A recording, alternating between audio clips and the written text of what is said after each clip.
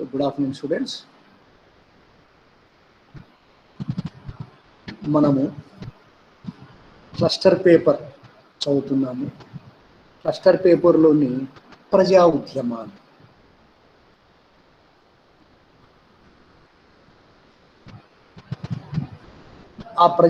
ఆంధ్రదేశంలో ప్రజా ఉద్యమాల్లో మన ముందున్నటువంటి అంశం ఏమిటంటే ఆంధ్ర రాష్ట్ర ఏర్పాటు. గత కొద్ది రోజులుగా ప్రత్యేక రాష్ట్రం 1953 అక్టోబర్ 1వ తేదీన ఎలా ఏర్పాటైంది అనేది చదువుతా ఉన్నాం. దాంట్లో భాగంగానే ఆంధ్రులు ఎందుకు పోరాటం చేశారు అంటే ఉమ్మడి మద్రాసు రాష్ట్రంలోని తెలుగువారు తమిళులతో మేము వేగలేము, మా రాష్ట్రం మాకు కావాలని ఎందుకు చేశారు,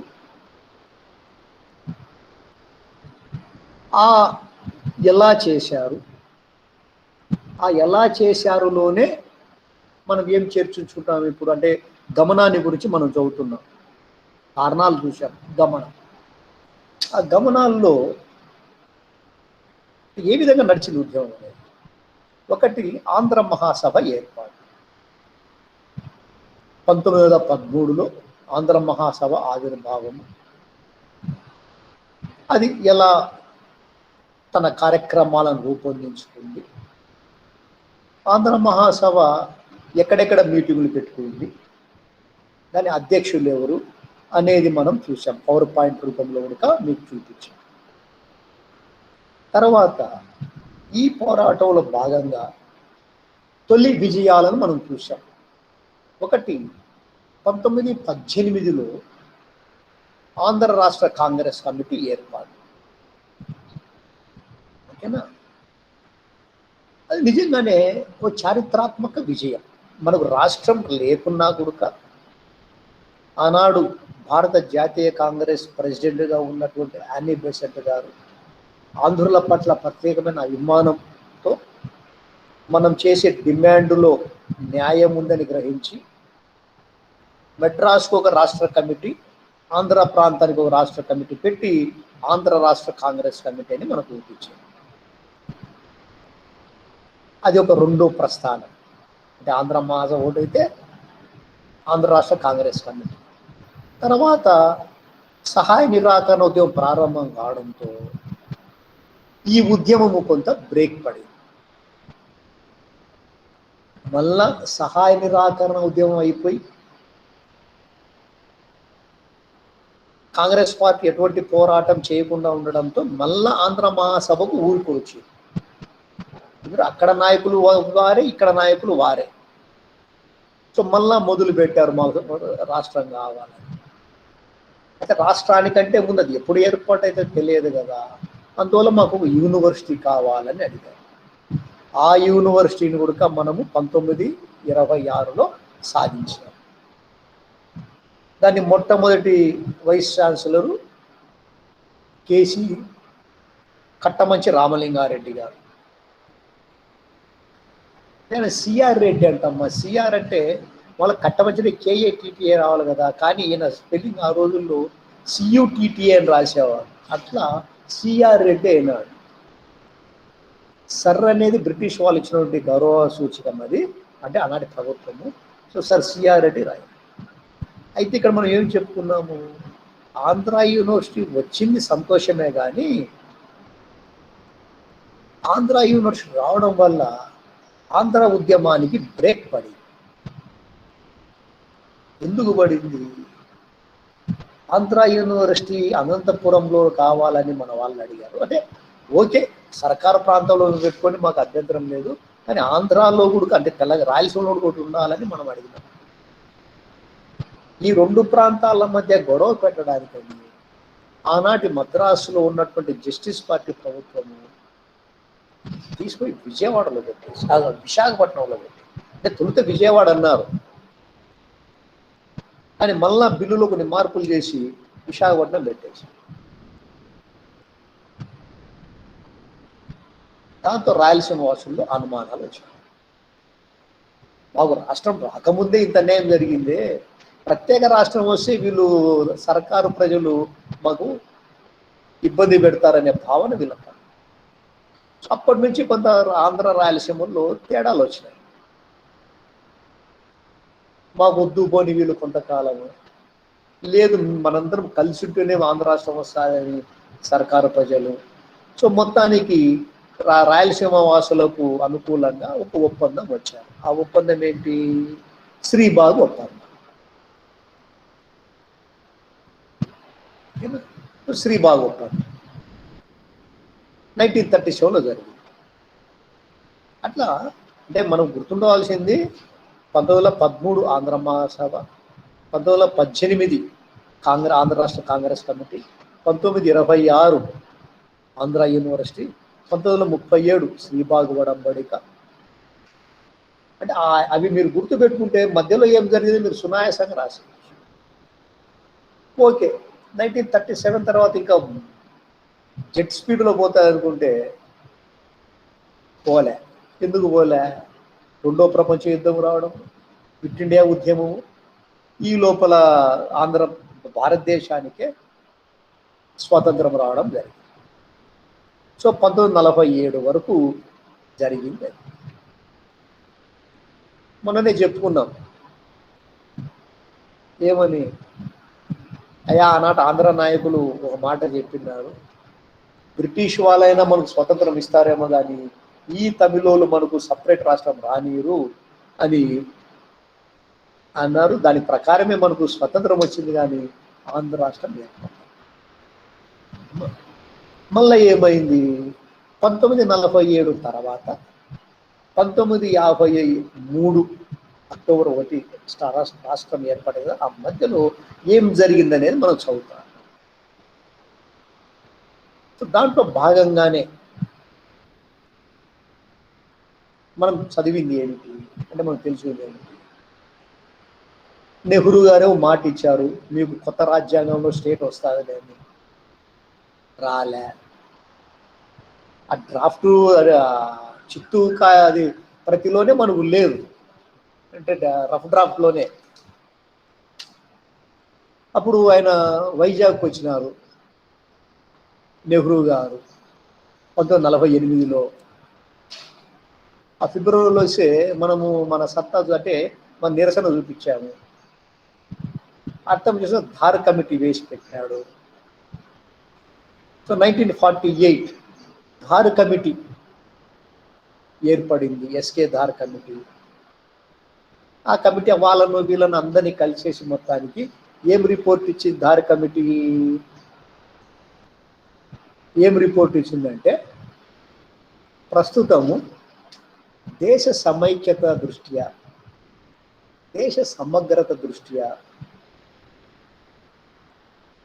ప్రత్యేక రాష్ట్రాలు ఇవ్వవలసిన పని లేదు, అది కూడా భాషా ప్రాతిపదిక మీద. భాష మీద ఒక రాష్ట్రం కావాలంటే మనకు దాదాపు ఎన్నో భాషలు ఉన్నాయి భారతదేశంలో. ఒక్కొక్క భాషకు ఇచ్చుకుంటా పోతే కొన్ని పదుల సంఖ్యలో రాష్ట్రాలు వస్తాయి. అప్పుడే పద్ధతి కాదు. కానీ ఏదన్నా ఏతావాత్ ఇవ్వాల్సి వచ్చే భవిష్యత్తులో, ఇప్పుడైతే వద్దు, భవిష్యత్తులో ఇవ్వాల్సి వస్తే ఎట్లిమ్మంటున్నాడు? పరిపాలనా సౌలభ్యం ఉంది అంటే ఇవ్వండి, అంటే ఫర్ అడ్మినిస్ట్రేటివ్ కన్వీనియన్స్. పెద్ద రాష్ట్రము, ఇంత పెద్ద రాష్ట్రం మనం పరిపాలన చేయలేము అంటే ఇవ్వండి, లేదా కొన్ని ప్రత్యేక పరిస్థితులు ఉన్నాయి అంటే ఇవ్వండి. అంతేగాని నా భాష కావాలి, నా మతం కావాలంటే కుదరదు.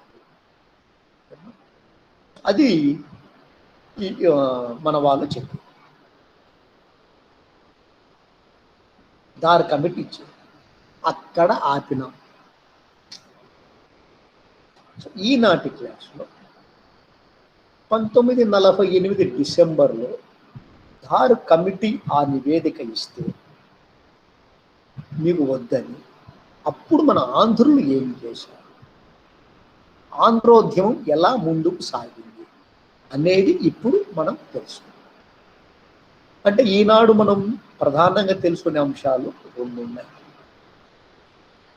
అంటే ఈ గమనములు, ఆంధ్రోద్యమ గమనములు, ఒకటి జేవిపి కమిటీ అనేది ఏమిటి, ఏం చెప్పింది. రెండు, ఆస్తుల విభజన కమిటీ అంటే ఏమిటి, ఏం చెప్పింది. సమయం ఉంటే మిగతా అంశాల గురించి మాట్లాడాలి. రైట్ స్టూడెంట్స్,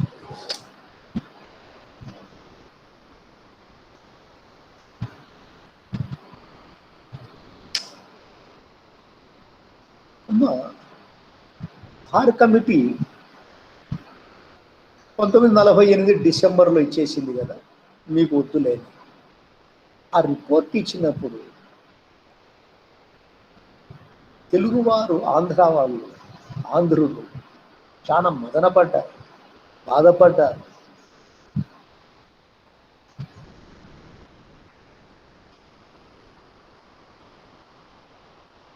ఎందుకు ఇన్ని అడుగులు వేసినా, ఇంతగా మనం చెప్పినా కాంగ్రెస్ పార్టీ హైకమాండ్ ఎందుకు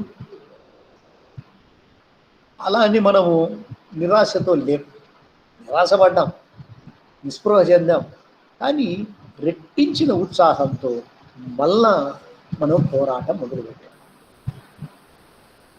నిరసన మొదలుపెట్టాం,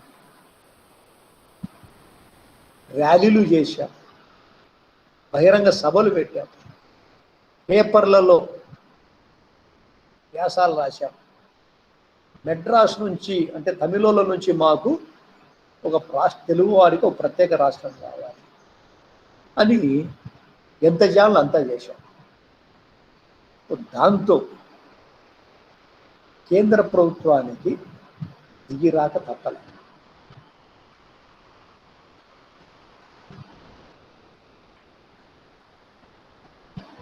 ఫలితంగా 1948 డిసెంబర్ చివరిలో,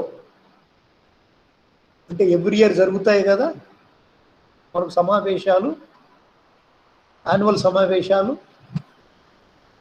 ఆ సమావేశాలలో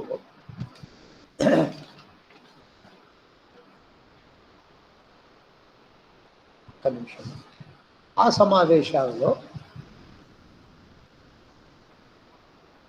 కాంగ్రెస్ పార్టీ ఒక నిర్ణయానికి వచ్చింది. ఏమని,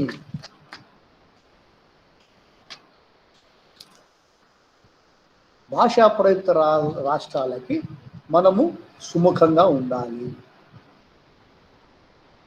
కాబట్టి ధార్ కమిటీ ఇచ్చినటువంటి నివేదిక మీద పునర్విచారణ చేస్తాము, అంటే రివ్యూ చేద్దాం, సమీక్ష చేద్దాం, నిజంగా అవసరం ఉందా లేదా అనే విషయం.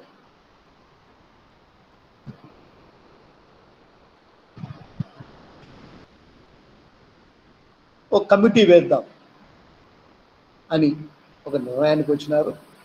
దాని ప్రకారమే జేవిపి కమిటీ వేశారు. ఓసారి చూద్దాం జేవిపి కమిటీ అంటే ఏమిటి.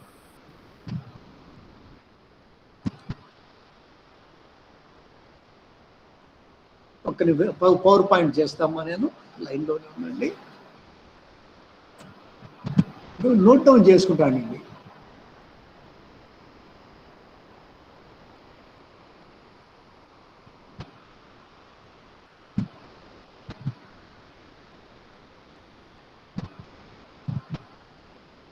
మీరు సీనియర్ స్టూడెంట్స్, మీరు పీపీ మీరు షేరింగ్ చేయలేరా? మీరు ఒక సెమినార్ ఇచ్చి,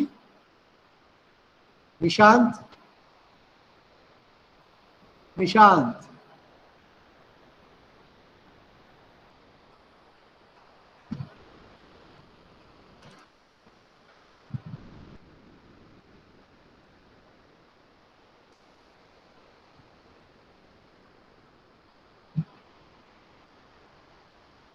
రైట్ అమ్మా.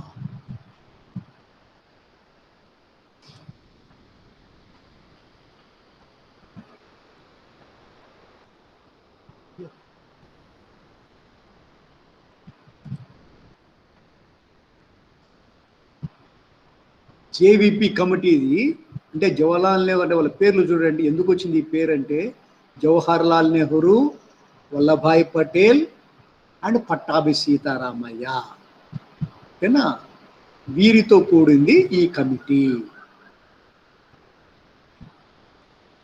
దీని గురించి మనం చెప్పుకుందాం.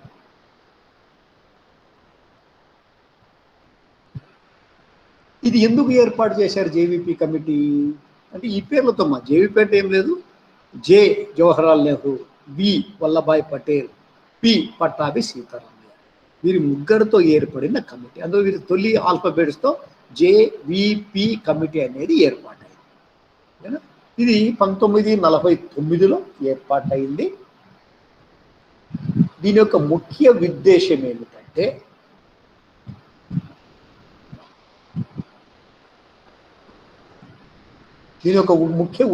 ఏమిటంటే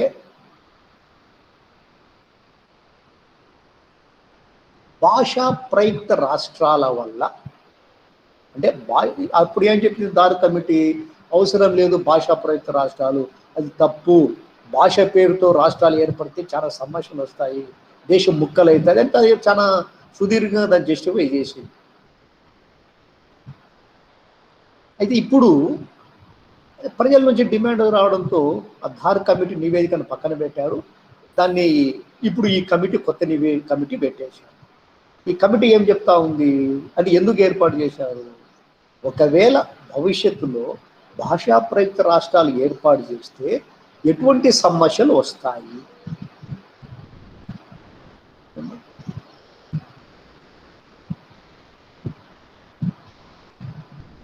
ఎటువంటి చర్యలు చేపట్టాలి అని దానికోసం ఇది పెట్టారు. ఓకే, ఈ కమిటీ వర్కౌట్ చేసింది. ధార్ కమిటీని చాలా నిశ్చితంగా పరిశీలించింది. మొత్తానికి 1949 ఏప్రిల్లో తన నివేదికను ఇచ్చింది. ఆ నివేదిక ఏం చెప్తుందో చూడండి. నివేదిక ఏం చెప్తా ఉంది, ఓకే భాషా ప్రయుక్త రాష్ట్రాలు ఇప్పుడు వద్దని చెప్పినటువంటి నివేదిక సక్రమైందే, ధార్ కమిటీ నివేదిక సక్రమమైందే. వినండి మీరు, ఇప్పుడు అవసరం లేదు. అయితే ఆంధ్ర విషయంలో మాత్రము మేము ఏర్పాటు చేస్తాం అంటే నివేదిక ఇచ్చింది సెంట్రల్ గవర్నమెంట్, ఏర్పాటు చేయండి, కాకపోతే తెలుగువారు మద్రాసు నగరాన్ని వదులుకోవాలి. ఎందుకంటే అప్పుడు ఉమ్మడి మద్రాసు రాష్ట్రం, మొన్నటి వరకు తెలంగాణకు ఆంధ్రప్రదేశ్కు ఉమ్మడి రాష్ట్రంగా రాజధానిగా హైదరాబాద్ ఎట్లా ఉండిందో అప్పుడు మద్రాసు అట్టుండింది. మీకు అర్థమవుతా ఉందా? మన తెలుగు వాళ్ళు చూడండి ఎట్లా చరిత్ర కొన్నిసార్లు పదే మోసపోతామో. మన హైదరాబాదు మనం వదులుకున్నట్లే ఆ రోజు మద్రాసును వదులుకోవాల్సి వచ్చింది. అందుకు ఈ కమిటీ ఏం చెప్పింది, అయా తెలుగు ప్రజలారా, మీరు మద్రాస్ మీద డిమాండ్ వదులుకోండి, మీరు మీ ఆంధ్ర ప్రాంతంలో ఎక్కడన్నా పెట్టుకోండి రాజధాని, మద్రాసును వదులుకుంటాము, దాని డిమాండ్ పెట్టామంటే మీ ఇష్టం, మాకు ఏ అబ్జెక్షన్ లేదు, ఓకేనా. కానీ మన వాళ్ళు దాని మీద చాలా మక్కువ ఉంది. ఎందుకంటే మక్కువ అంటే సహజమే. దాదాపు 150 ఏళ్ళ మనం హైదరాబాద్లో ఒక ఎప్పుడు 56 నుంచి మొన్న రోజుకు ఒక 40, 50, 60 ఏళ్ళు ఉంటేనే మనకు బాధగా ఉండే. 150 ఏళ్ల పాటు దాదాపు మా మద్రాసు రాజధానిగా ఉంటే తెలుగు వాళ్ళకి, తమిళ వాళ్ళకి ఇప్పుడు వదులుకోమంటే ఎట్లా? సగం జనాభా ఆ రోజు మన వాళ్ళు తెలుగు వాళ్ళే ఉన్నారు. అక్కడ కట్టిన గవర్నమెంట్ ఆఫీసులన్నీ మన తెలుగు రాష్ట్రాలకు చేసిన పన్ను వల్ల కూడా ఆ సొమ్ము ఉంది. మళ్ళీ బిల్డింగులు, ఆ డెవలప్మెంట్, ఆ సిటీ అప్పటికే అసలు అన్ని రంగాల్లో కూడా అభివృద్ధి చెందింది మద్రాసు. జేవీపీ కమిటీ అని చెప్తాను, దాన్ని వదులుకోండి మీకు ఇస్తామన్నారు.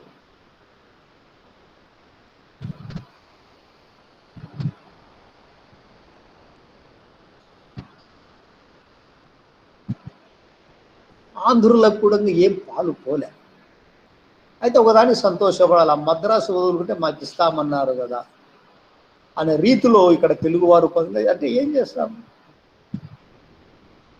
వేరే మార్గం లేదు మనకు. సో మొత్తానికి ఈ నివేదికను కేంద్ర ప్రభుత్వం ఆమోదించింది 1949లో.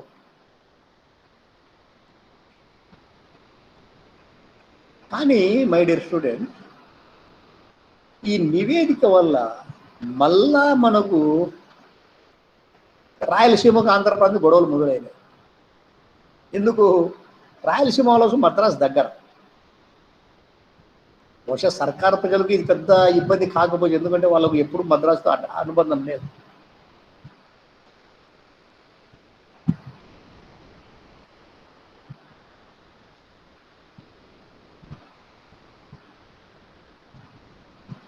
కాబట్టి ఇది ఒప్పుకుంటే రాయలసీమలో కోపం, ఈ నివేదికను ఒప్పుకోకుంటే రాష్ట్రం రాదేమనే భయం. ఎందుకంటే మద్రాసుపై హక్కు వదలడానికి చాలామందికి సిద్ధంగా లేవు ఆనాడు. ఎందుకంటే రాయలసీమలో ప్రకాశం పంతులు గారికే ఇష్టం లేదు మద్రాసును వదులుకోవడం. అది ఏ ఒక్కరి సొత్తు కాదు, ఉమ్మడి రాజధానిగా పెట్టచ్చు దాన్ని, కానీ తమిళోళ్ళు అడ్డుపడుతున్నారు. ఉంటే కలిసి ఉండండి, మీరు పోతామంటే మద్రాసులో కూడా వెళ్ళిపోండి. నివేదిక చెప్పింది అది.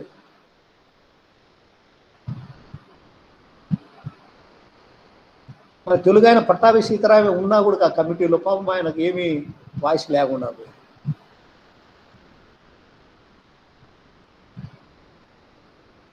సో దాంతో మళ్ళీ ఆంధ్ర కాంగ్రెస్ కమిటీ కలిసింది, ఏమి చేయాలి ఈ నివేదికను. అయితే నా 1949లో ఏప్రిల్లో ఇది ఇచ్చింది కదా నివేదిక. మేలో కాంగ్రెస్ కమిటీ మీటింగ్ పెట్టుకొని ఒక తీర్మానం చేసింది. ఏమిటంటే, మద్రాసు లేకుండా కాదు, మద్రాసు రాజధానిగా వెంటనే తెలుగు ప్రాంతాలతో ఆంధ్ర రాష్ట్రం ఏర్పాటు చేయాలి.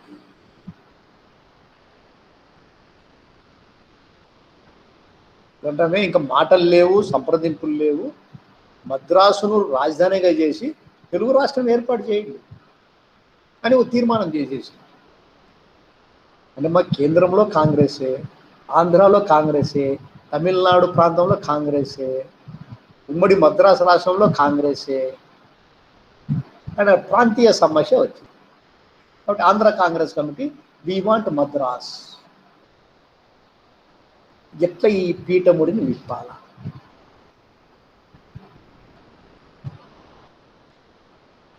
అదే పట్టాభి సీతారామయ్య కొంచెం ట్రై చేశాడు కన్విన్స్ చేయడానికి. ఏమని?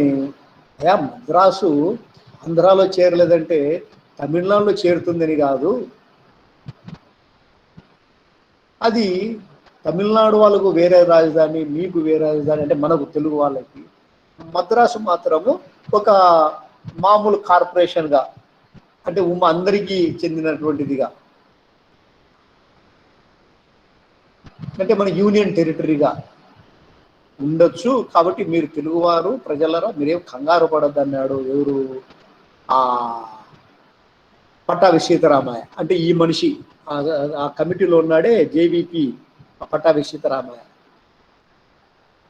అంటే కొంచెం ఏదో నచ్చ చెప్దామనే ఉద్దేశం.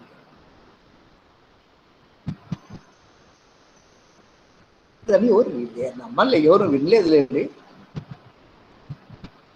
అప్పుడు మళ్ళా ఆంధ్ర వాళ్ళు కాంగ్రెస్ కమిటీ ఒక ప్రపోజల్ పెట్టింది. ఓకే అండి, సరే తమిళోళ్ళు మనం ఇద్దరం కూడా దర్శన పడాల్సిన పని ఉంది, ముందు వెంటనే మద్రాసును తాత్కాలిక రాజధానిగా చేయండి, పర్మనెంట్ వద్దు, టెంపరీగా.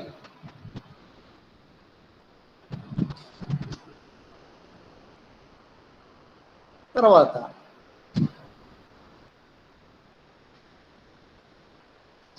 పరిస్థితిని బట్టి రెండు రాష్ట్రాలకు అదే రాజధానిగా చూద్దాం. కాబట్టి ఈ సమస్య పోవాలంటే ఎవరికి అనుమానం అంటే ముందు టెంపరీ రాజధాని అంటే తాత్కాలికంగా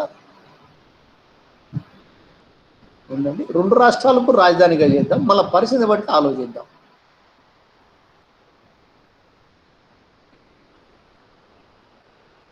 అయితే మిత్రులారా, my dear students, Tamil Nadu Congress committee మాత్రము ఈ జేవీపీ కమిటీ నివేదికను ఓటేసేసింది. కానీ వాళ్ళకు అనుకూలంగా ఉంది కదా. సరే, ఎట్లా ఉమ్మడి మద్రాసు రాష్ట్రం ఉండదు, తెలుగు వాళ్ళు పట్టుబట్టినారు, వాళ్ళు మాకు రాష్ట్రం ఇవ్వాలంటే మనం ఇవ్వాల్సిందే, దాదాపు అప్పటికే 50 ఏళ్ళు కాలయాపన చేసినారు. ఇప్పుడు జేవీపీ కమిటీ మనకు అనుకూలంగా ఉంది, మద్రాసు లేకుండా చేస్తా ఉన్నారు, కాబట్టి మాకు ఏ అభ్యంతరం లేదు ఈ జేవీపీ కమిటీ నివేదిక మీద అని చెప్పేసి తెలంగాణ కాంగ్రెస్ కమిటీనేమో సంతకం చేసేసింది, ఓకే చేసింది, ఇక్కడ ఆమోదాన్ని తెలిపింది. అప్పటి మెడ్రాస్ ప్రభుత్వం కూడా టిక్కు పెట్టింది.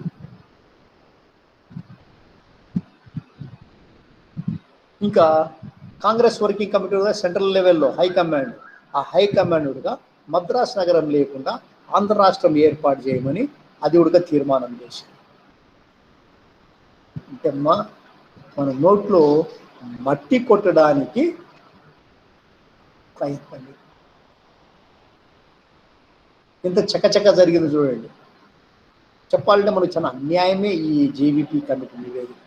అంటే ఒక ఆంధ్ర ప్రాంత వ్యక్తిగా మన తెలంగాణ ఆంధ్ర విభజనలో కూడా మనకు అన్యాయమే జరిగింది.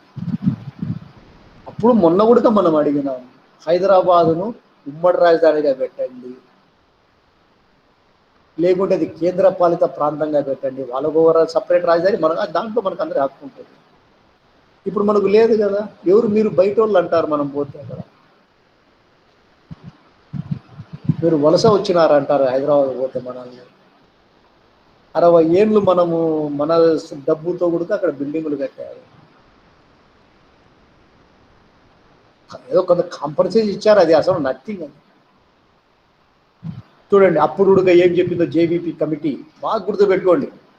ఏం చెప్పింది? ఇద్దాం ఆంధ్ర రాష్ట్రం, వాళ్ళ న్యాయం ఉంది అని చెప్తూనే మద్రాసు లేకుండా మైనస్ మెడ్రాస్. అప్పుడు మన వాళ్ళు ఏమన్నారు? లేదండి మెడ్రాస్ మాకు ఉంచండి, లేకుంటే కనీసం ఉమ్మడి రాష్ట్రంగా ఉమ్మడి రాజధానిగా పెట్టండి, కనీసం తాత్కాలికంగా పెట్టండి. పాపం అడుక్కున్నాం మన మాట లెక్క చేయలేదు. తమిళనాడు కాంగ్రెస్ కమిటీ ఆమోదించింది, కాంగ్రెస్ వర్కింగ్ కమిటీ ఆమోదించింది సెంట్రల్ లెవెల్లో, ఉమ్మడి మద్రాసు రాష్ట్రంలోని కాంగ్రెస్ ప్రభుత్వము ఆమోదించింది.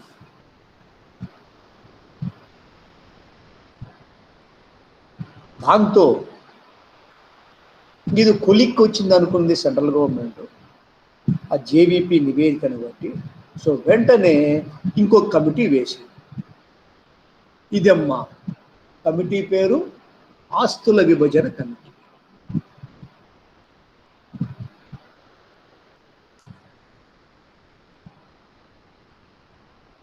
అంటే ఈ విభజన కమిటీ అంటే పార్టిషన్ కమిటీ. మనం అన్నదమ్ములు కొండ విడిపోతే మన ఊర్లో పెద్దోళ్ళు వచ్చి ఆస్తి విభజన చేస్తారు చూడు. ఓకే, సామరస్యంగా ఉంటే వెల్ అండ్ గుడ్, కానీ గొడవలు పడినప్పుడు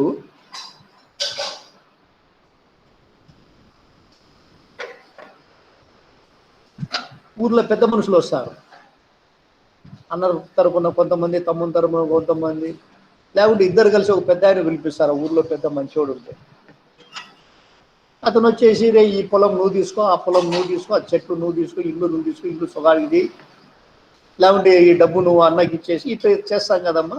అదే ఇది అందుకే దీని పేరే విభజన కమిటీ. ఇంగ్లీష్లో పార్టీషన్ చేస్తాం కదా, ఇది పార్టీషన్ కమిటీ. 1950లో ఏర్పడింది. దానికి అధ్యక్షులుగా, చైర్మన్గా ఎవరున్నారు? మద్రాస్ ఆనాటి ఉమ్మడి మద్రాస్ రాష్ట్ర ముఖ్యమంత్రి కుమార్ రాజా. సభ్యులుగా తెలుగు ప్రాంతం నుంచి ప్రకాశం పంతులు, బెజవాడ గోపాల్ రెడ్డి, నీలం సంజీవరెడ్డి, కళా వెంకట్రావు. తమిళ నుంచి టిటి కృష్ణమాచారి, ఏ మాధవ మీనన్, ఎం భక్తవత్సల. వీరితో ఈ విభజన కమిటీ ఏర్పడింది. ఈ విభజన కమిటీ ఏం చెప్పిందో చూద్దాం. పేరు నోట్ చేసుకోండి అమ్మా. చైర్మన్ ఆనాడు ఉమ్మడి మద్రాసు రాష్ట్ర ముఖ్యమంత్రి కుమార్ రాజా. సభ్యులుగా ప్రకాశం పంతులు, బెజవాడ గోపాల్ రెడ్డి, నీలం సంజీవరెడ్డి, కళా వెంకట్రావు. తమిళ ప్రతినిధులుగా టిటి కృష్ణమాచారి, ఏ మాధవ మీనన్ మరియు ఎం భక్తవత్సల. ఈ కమిటీ ఏం చెప్పిందో చూద్దాం.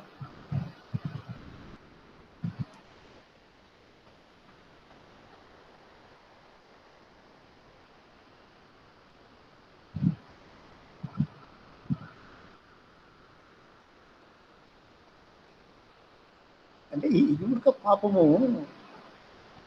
తెలుగువారు చాలా అన్ఈజీగానే ఉన్నారు దీంట్లో.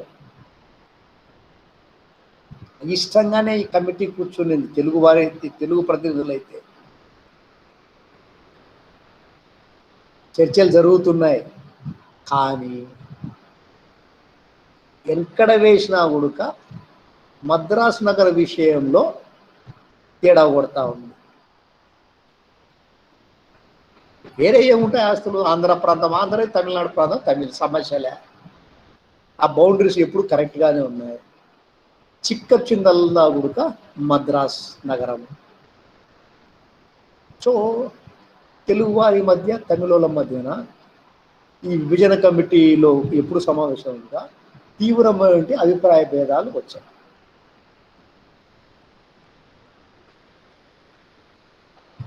అప్పుడు ప్రకాశం పంతులు గారు, ఆంధ్ర కేసరి పంటూరు ప్రకాశం, ఆయన ఒక ప్రపోజల్ పెట్టాడు. ఏమంటే ఆంధ్ర రాష్ట్రంలో కొత్త రాజధాని ఏర్పడే వరకు మద్రాస్ నగరంలోనే ఆంధ్ర రాజధాని, హైకోర్టు ఉండాలని కోరినారు.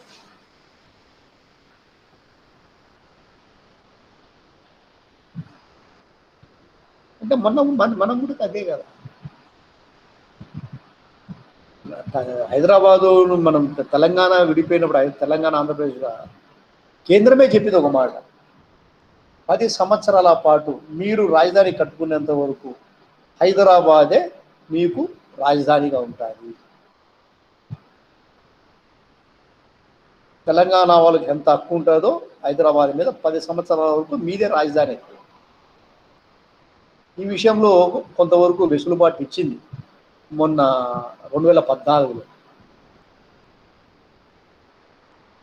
అయితే మనమే ఎందుకో అక్కడి నుంచి రాజధానిని తరలించారు. 2-3 ఏళ్ల పాటు కూడా లేదనుకుంటాం. అక్కడ నేరుగా విజయవాడకు వచ్చేసినారు ఆనాటి ప్రభుత్వము. ఇదే ఉమ్మడి రాజధాని అనేసినారు. సో అక్కడే మనము ప్రస్తుతం అక్కడే ఉంది. అయితే ఆనాడు ఈ ఛాన్స్ ఇవ్వలేదు జేవీపీ కమిటీ. ఆస్తుల విభజన కమిటీలో ఇంకా ఎట్లా పంపకాలు జరుగుతున్నాయి కదా, ప్రకాశం పంతులు గారు అడిగింది అదే. అయ్యా మేము సొంతంగా కట్టుకునేంత వరకైనా టెంపరీగా మద్రాసులోనే రాజధాని పెట్టుకుంటాము, హైకోర్టు పెట్టుకుంటామని రిక్వెస్ట్ చేశారు.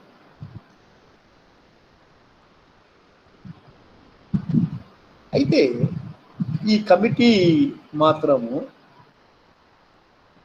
వేరేగా అభిప్రాయపడింది. ఏంటి, ఆంధ్రాలోనే రాజధాని పెట్టుకోండి, మీరు కట్టుకునేది తాత్కాలిక రాజధాని ఆంధ్రలోనే పెట్టుకోండి, శాసనసభ సమావేశాలు,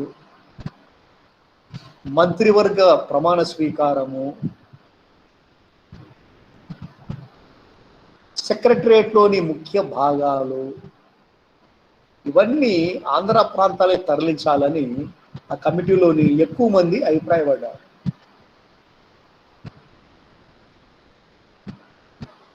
బహుశా ఎందుకు మళ్ళీ తలనొప్పి అక్కడ కొన్నాళ్ళు ఇక్కడ కొన్నాళ్ళు అనుకోండి. ఒకటేసారి మొదలు పెడితే ఆంధ్ర ప్రాంతంలో మొదలు పెట్టుకోండి, ఇక్కడ ఏమొద్దు.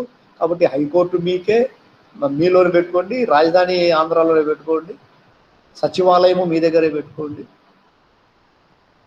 అదే మేలు కదా అని చాలామంది కమిటీలో సభ్యులు అన్నారు. ఒక ప్రకాశం బుధ మాత్రం గట్టిగా నిలబడ్డాడు, అది కుదరదని.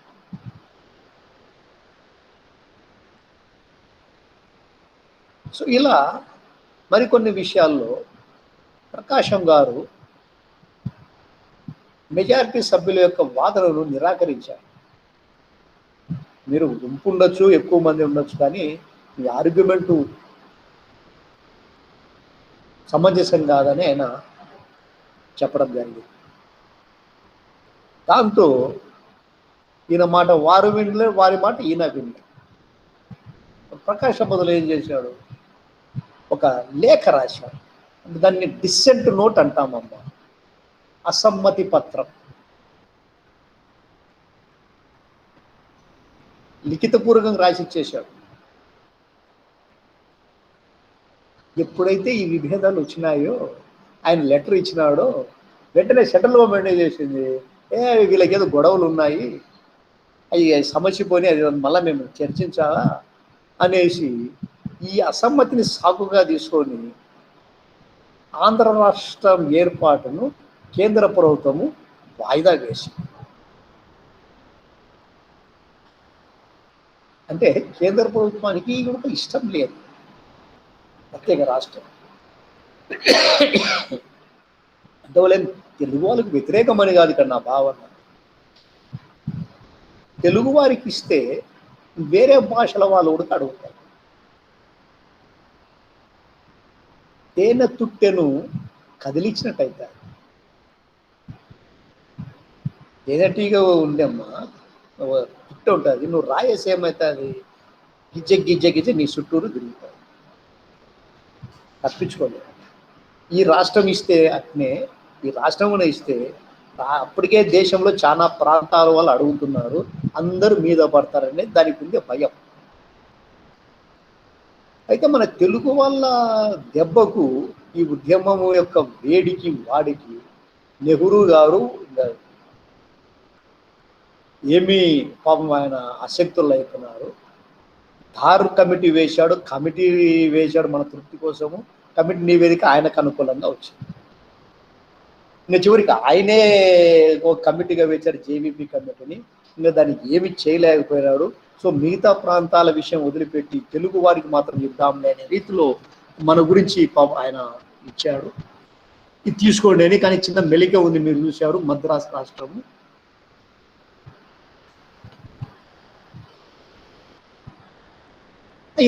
మద్రాసు నగరం లేకుండా మీరు తీసుకోండి అన్నారు.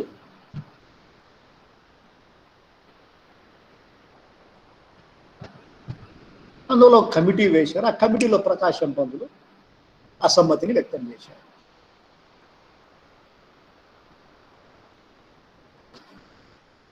అది సాకుగా తీసుకున్నాడు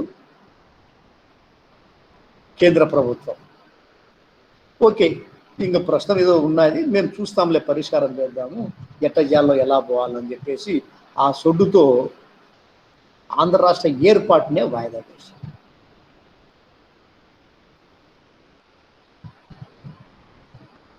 అది జరిగింది. అందుకే ఎక్కడ వేసిన గొంగలి అక్కడే ఉండిపోయింది. ఆంధ్ర రాష్ట్రం మళ్ళా రాలే. ఆర్ కమిటీ అయిపోయింది, జేవీపీ కమిటీ అయిపోయింది, ఇప్పుడు ఆస్తుల విభజన కమిటీ అయిపోయింది. ఏమైందిరా ఆంధ్ర రాష్ట్రం అంటే ఏమీ కాదు. దీనికి ఎందుకు అంటే జరిగింది, ప్రకాశం బంధులు వద్దన్నాడు, వేరే వాళ్ళు ఆయన మాటలు కాదన్నారు. ఎన్ని ఏంటంటే అమ్మా, కాంగ్రెస్ పార్టీలో ఆంధ్ర రాష్ట్రంలో ఉన్నటువంటి, అంటే ఆంధ్ర రాష్ట్రం లేదు, ఆంధ్ర ప్రాంతంలో ఉన్నటువంటి కాంగ్రెస్ పార్టీలో ముఠా రాజకీయాలు బాగా ఉన్నాయి. దారి కమిటీ ముందు కూడా అదే జరిగింది. దారి కమిటీ ముందు నీలం సంజీవ్ రెడ్డి వద్దన్నాడు, చూడండి, మాకు రాయలసీమ ఉంటే చాలు, లేకపోతే ఇస్తే రాయలసీమ రాష్ట్రం ఇవ్వండి, కాబట్టి ఇప్పటికైతే మా వద్దు, ప్రస్తుతం మేము ఉమ్మడి మద్రాసు రాష్ట్రంలో ఉంటామని చెప్పారు కదా. ఎందుకు చెప్పాడు ఆయన? ఎందుకంటే అప్పుడున్నటువంటి ప్రకాశం పంతులు మంత్రివర్గంలో రాయలసీమ వాళ్ళకి ఒక్క పదవి ఇచ్చారు.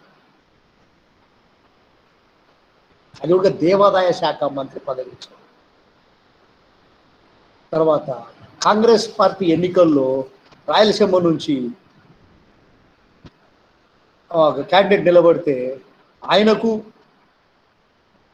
ఓడించారు. నీలం సంజీవరెడ్డి ఓడిపోయారు.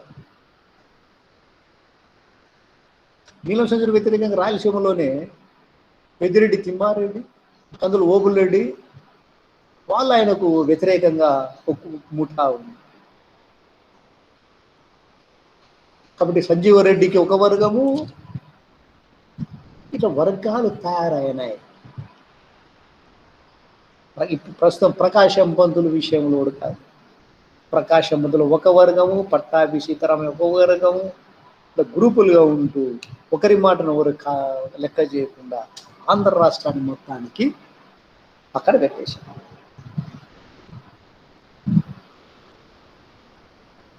ఇట్లా ఇది ఒక మెయిన్ రీజన్. సో మన అనైక్యతను దృష్టిలో పెట్టుకొని కేంద్ర ప్రభుత్వం కూడా లెక్క చేయాలి.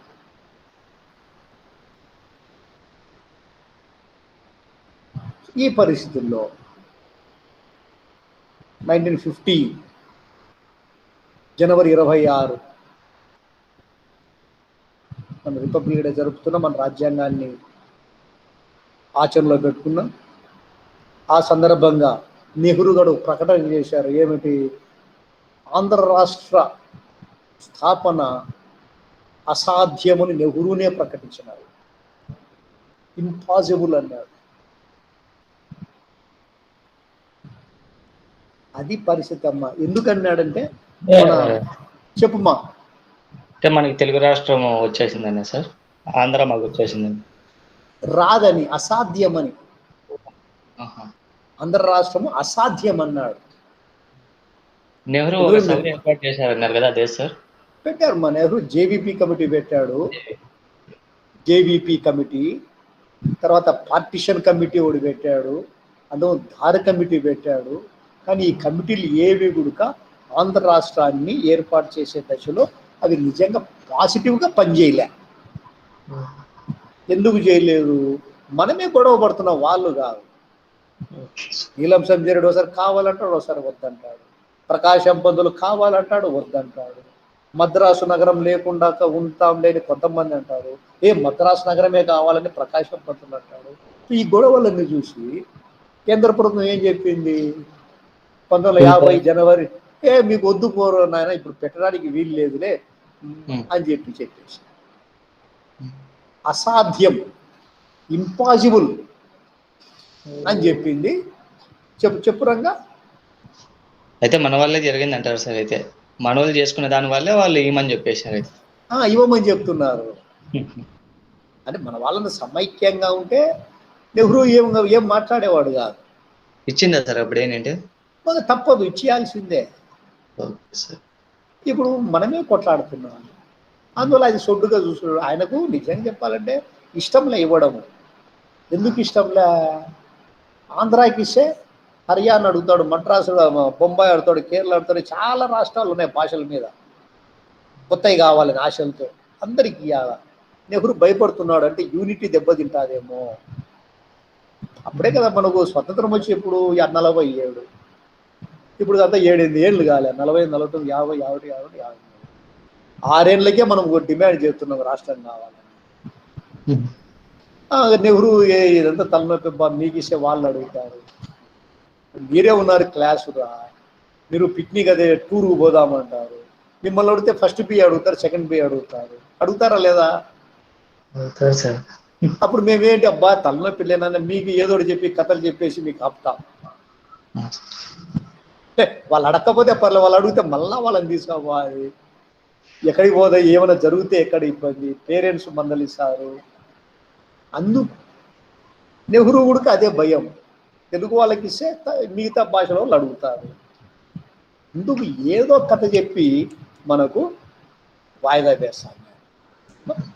ఈ ఇట్లా ఇట్లా మనము అడుగు ముందుకు వేయలేకున్నాం. ఇదంతా ఏంది ఇంతవరకు చెప్పాను కదా, కాంగ్రెస్ పార్టీ రాజకీయాలు బాబు ఇవి ఇంతటితో ఆగలే. 1950 తర్వాత మన తెలుగు రాజకీయాలలో ముఠా తగాలంటే గ్రూప్ రాజకీయాలు మరింత పెరిగిపోయినాయి. ఒకటి ఎగ్జాంపుల్ చెప్తా చూడు. 1951 ఓకేనా, 1951లో ఆంధ్ర రాష్ట్ర కాంగ్రెస్ కమిటీకి ప్రెసిడెంట్ పదవికి ఎన్నికలు జరిగినాయి. ఈ ఎన్నికల్లో ఆ గొడవలు తారాస్థాయికి చేరుకుంటే, పరాకాష్ట అంటామే కక్షలు ఆ స్థాయికి జరుగుతుంది. ఏమి, కాంగ్రెస్ పార్టీ ప్రెసిడెంట్ పదవికి నీలం సంజీవరెడ్డి నిలబడ్డాడు. ఎవరు నిలబడినారు? నీలం సంజీవరెడ్డి. రైట్. నేను నిలబడతా అని ఎన్జి రంగా నిలబడినాడు.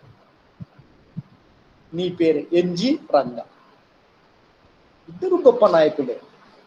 సంజీవరెడ్డి రాయలసీమలో గొప్ప నాయకుడు అయితే, సర్కార్ జిల్లాలో ఎన్జి రంగా చాలా పెద్ద నాయకుడు, రైతు నాయకుడు కూడా. వీళ్ళిద్దరు పోటీ పడ్డారు. తప్పులేదు. ఎవరు ప్రెసిడెంట్ కావాలంటే ప్రజలు, అంటే కార్యకర్తలు ఓట్లు వేస్తారు. Executive members, EC members. అయితే ఇక్కడ సమస్య ఆడొచ్చిందంటే, సంజీవరెడ్డికి సపోర్టుగా పట్టాభి సీతారామయ్య నిలబడ్డాడు. నేను సపోర్ట్ చేస్తున్నా సంజీవరెడ్డిని, ఆయన గెలిపించాడు. అప్పుడు ఎన్జి రంగాకు సపోర్టుగా మన ఆంధ్ర కేసరి ప్రకాశం పంతులు దిగినాడు.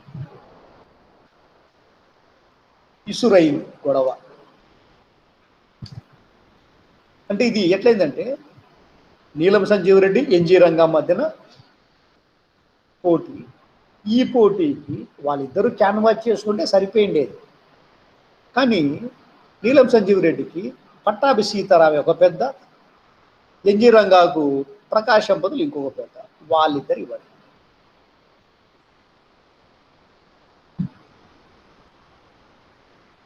ఏమో ఈ పోటీ రసవత్తరంగా సాగింది.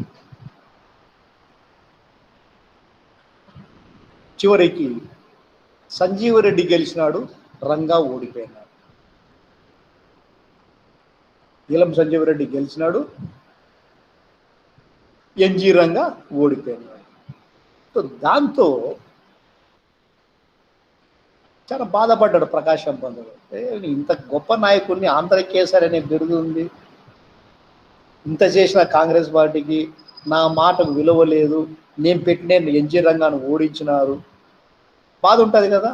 వాళ్ళు ఏం చేశారు, వీళ్ళిద్దరూ కాంగ్రెస్ పార్టీని వదిలిపెట్టి రాజీనామా చేసి కొత్త పార్టీ పెట్టారు,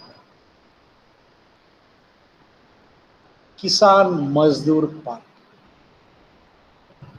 ఏమో అంటే కాంగ్రెస్ చూడండి, అంటే ఆంధ్రోద్యమం చేయాలనుకుంటే, మనం ముందుకు పోవాలనుకుంటే, కాంగ్రెస్ గొడవలతో కాంగ్రెస్ పార్టీ రెండుగా చీలిపోయింది.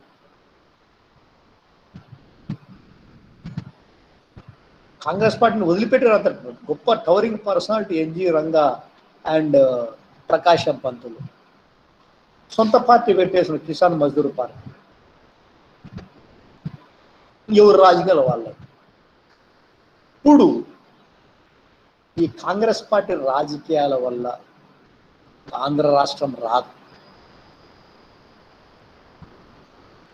ఇది ఇంతే అనే అభిప్రాయం ప్రజల్లో పడింది. స్టూడెంట్స్, మన వాళ్ళ గొడవల వల్ల కేంద్ర నాయకులు కూడా, జాతీయ నాయకులు కూడా వాళ్ళు ఇష్టం వచ్చినట్టు ప్రకటనలు చేశారు. ఆంధ్ర రాష్ట్రం కావాలని ఒకరు, వద్దని ఒకరు, ఎందుకు ఇప్పుడు మళ్ళీ చూద్దామని ఒకరు. ఇట్లా గందరగోళంలో పడిపోయింది మన ఆంధ్ర రాష్ట్రం.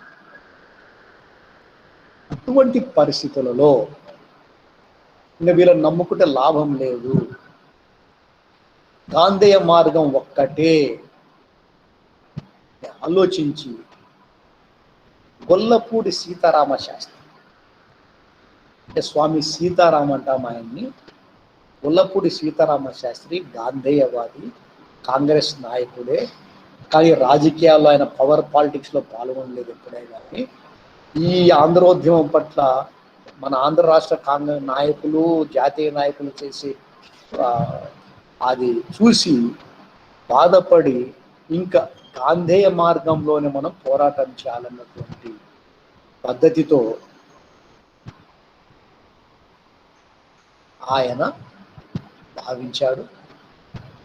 ఆయన అప్పుడు సర్వోదయ ఉద్యమంలో చాలా చురుగ్గా ఉండేవారు. ఏంటి ఆ గాంధేయవాద పద్ధతి అంటే ఆమరణ నిరాహార దీక్ష.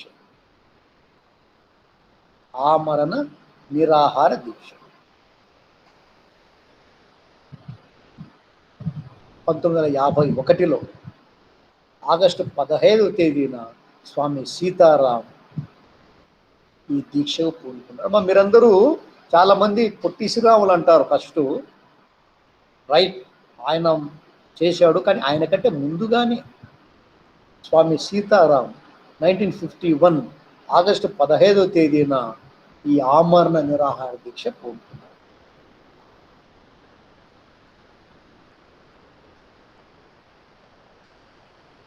రోజు రోజుకు ఈ ఉద్యమం పట్ల, అంటే ఆయన నిరాహార దీక్ష పట్ల ఆంధ్ర సమాజం ఆసక్తిగా చూస్తూ ఉంది.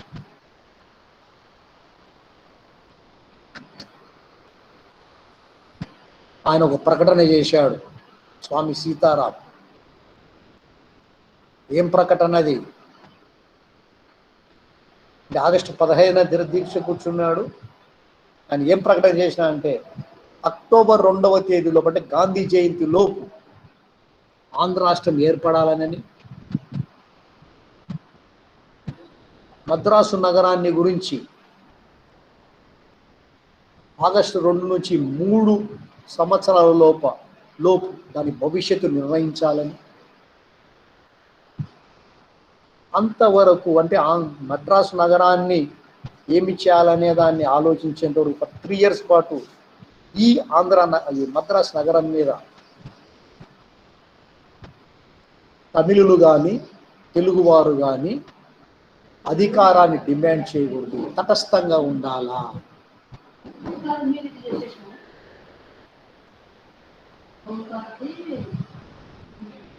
చాలా సహజమైన డిమాండ్. ఏమంటున్నాడు ఆయన? అక్టోబర్ 2 లోపల ముందు ఆంధ్ర రాష్ట్రం మీరు చుమకమే కదా. జేవీపీ కమిటీ చెప్పింది, పార్టీషన్ కమిటీ చెప్పింది. ఆడు గొడవ ఎక్కడొచ్చింది? కేవలము మద్రాసు నగరం విషయంలో. ఈయనేమంటున్నాడు? రాష్ట్రం ఇవ్వండి, మద్రాసు నగరాన్ని 3 ఏళ్ల పాటు పక్కన పెట్టండి. అంతవరకు తమిళ వాళ్ళు వద్దు, దాంట్లో తెలుగు వాళ్ళు వద్దు, చర్చలు చేసి తర్వాత నిర్ణయం చేసుకుందాం అని ఆయన ప్రకటించారు. ఆయన ప్రకటనను మొత్తం ఆంధ్ర ప్రాంతంలో ఉన్నటువంటి అన్ని పక్షాలు అంగీకరించారు. అంటే అఖిలపక్ష కమిటీ అంటామే, జాయింట్ యాక్షన్ కమిటీ అంటున్నాం చూడు, జాకులు, అట్లా ఆనాడు ఆంధ్రాలోని అఖిలపక్ష కమిటీ దీనిని సమర్థించింది.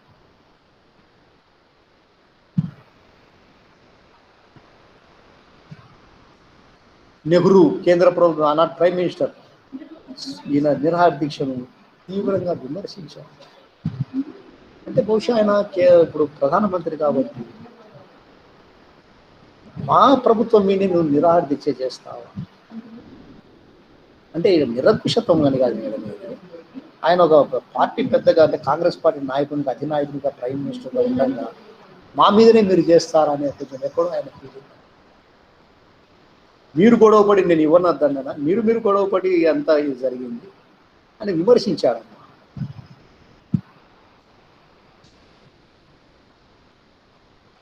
ఇంకో మాట కూడా అన్నాడు ఆయన, నేను రాజకీయంలో వాస్తవాలు చూస్తా కానీ ఇట్లా నిరాహార దీక్షలు చేస్తే నేను బెదిరిపోను, ఇట్లా బ్లాక్మెయిలింగ్ మీరు పాల్పడకండి, దీని మీద నేను చాలా ఆలోచిస్తాను ఆలోచించి నేను నిర్ణయం తీసుకుంటాను, శాంతియుత వాతావరణం తీసుకుంటాను. ఉద్రిక్తతలు మీరు సృష్టిస్తున్నారు, మీ నిరాహార దీక్ష వల్ల ఆంధ్రదేశంలో ఆగ్రహావేశాలు పెరుగుతున్నాయి, ఇట్లాంటి ఒత్తిడి రాజకీయాలు నేను తల వంచను అని ఆయన ప్రకటించాడు. కానీ సీతారాం తగ్గాలి. రోజు రోజుకు నిరాహార దీక్ష పెరిగిపోతుంది. 2వ రోజు, 3వ రోజు, 10 రోజులు, 20 రోజులు, 30 రోజులు ఆంధ్ర ప్రాంతం అంతా ఒక ఉద్రిక్తత పెరుగుతూ ఉంది. కేంద్ర ప్రభుత్వం కూడా ఆలోచించింది, అరే ఇది సీతారాం సీరియస్గా ఉన్నాడు, ఆయన ఎవరి మాట వినడం లేదు, ఆయన డిమాండ్ విషయంలో మనం ఏదో ఒకటి చర్యలు తీసుకోకపోతే ఇది ప్రమాదకరం, ఇది శాంతి భద్రతల సమస్యగా వస్తాయి అని ఆలోచించి ఈ స్వామి సీతారాం దీక్ష పట్ల ఒక నిర్ణయానికి వచ్చింది. ఆ నిర్ణయం ఏదో నేను మీకు రేపటి క్లాస్లో చెప్తాను. ఆ తర్వాత ఏమైనా చెప్తాను. ఓకేనా? రైట్. ఇప్పుడు నేను మీకు ఒక విషయం చెప్పాలి. మీ క్లాసులో ఈ మన జగనన్న విద్యా దీవెన పడింది కదా, మీకు ఫస్ట్ ఇన్స్టాల్మెంటు మీ క్లాసులో అందరు కట్టారు, ఒక మన విశ్వనాథ్ తప్ప, కే విశ్వనాథ్. అది కట్టకపోతే మీకు నెక్స్ట్ ఇన్స్టాల్మెంట్ రాదు. విశ్వనాథ్ దయచేసి మీరు ఎవరన్నా ఉంటే దగ్గర ఉంటే మీరు చెప్పండి. అబ్బాయి ఫోన్ కూడా ఎత్తడం లేదు. ఏమంటే మీరు మీ ఫ్రెండ్ పట్ల కొంచెము అభిమానంతో దరిదాపులు ఎన్నో కనుక్కొని మీరు వెళ్ళండి. రేపు మధ్యాహ్నం 12 లోపల కట్టకపోతే ఆ అబ్బాయికి నెక్స్ట్ ఇన్స్టాల్మెంట్ రాదు. మొత్తం ఫీజులు కట్టి అతను రేపు టీసీ తీసుకోవాలి. మిగతా అందరు కట్టే ఇన్ఫర్మేషన్ ఇస్తాం సార్, తప్పనిసరిగా రేపు మధ్యాహ్నం 12 లోపల. ఏమన్నా okay sir. Thank you sir. Okay students, ఏమైనా డౌట్స్ ఉన్నాయి దీంట్లో? ఏమైనా క్వశ్చన్స్? ఓకేమ్మా. రేపు మీకు వెనస్డే ఫస్ట్ అవర్ క్లాస్ ఉంది మీకు. బాబు, ఫస్ట్ అవర్ క్లాస్లో రంగస్వామి నువ్వు సెమినార్ ఇస్తున్నావు, ఓకేనా? రైట్ అమ్మా. సార్